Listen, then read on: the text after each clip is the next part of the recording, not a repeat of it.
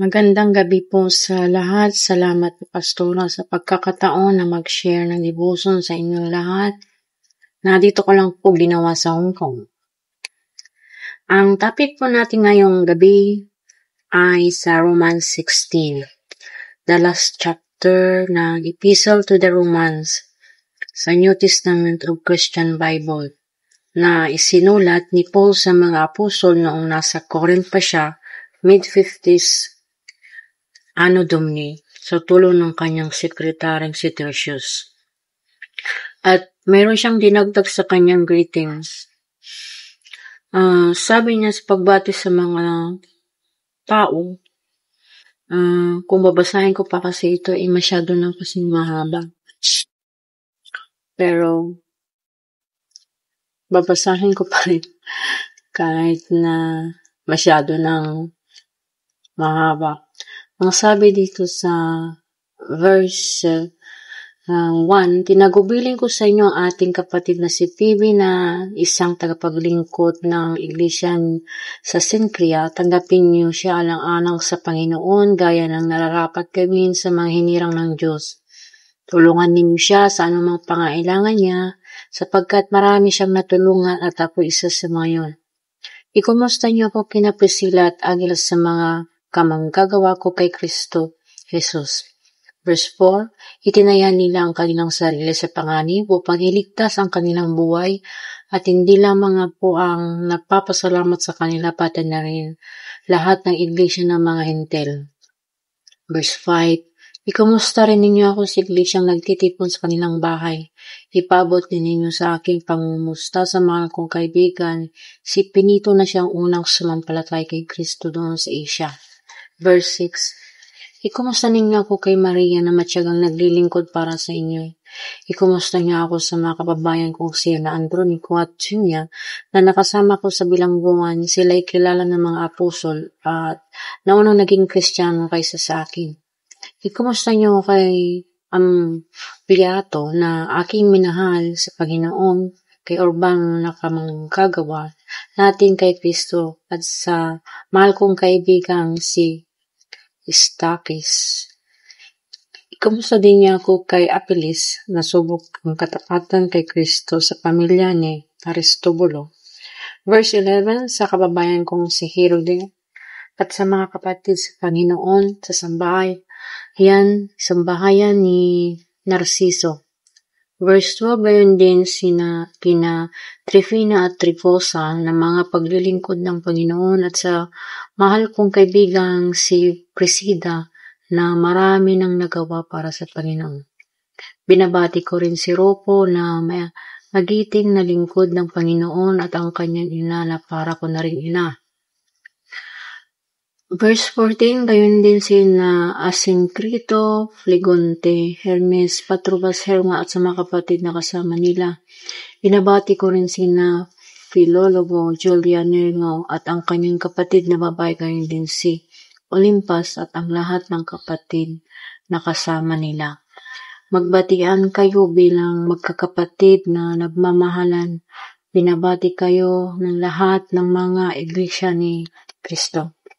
Ito yung nilalaman ng verse 1 to 60. Sabi sa mga dagdag na tagabilin, sa verse 17, ang sabi niya, mga kapatid, nakikiusap ako sa inyo, mag-ingat kayo sa mga pasimuno ng mga kakampi at sanhi ng pagtalikod dahil sa pagsalungat nila sa aral na tinanggap ninyo. Iwasan ninyo sila. Ang mga taong gayon ay hindi naglilingkod kay Kristo na Panginoon natin, kundi sa pansariling hangarin. Inililigaw nila ang mga mahinang pag-iisip sa pamamagitan ng kaakit-akit at matatamis na pangungusap. Sa verse 19, balitang-balita ang inyong pagkamasunurin kay Kristo at kinakagalak ko ito, ngunit nais kong maging matalino kayo tungkol sa mga bagay na mabuti at walang muwang tungkol sa masama.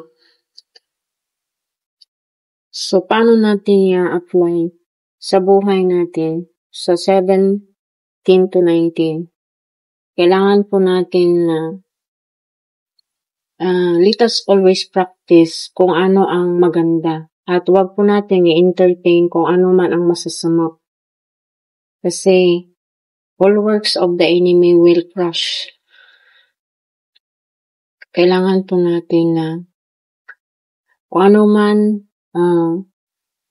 buhay natin masyadong no matter how hard life, na we should be beaten by any obstacles and circumstances.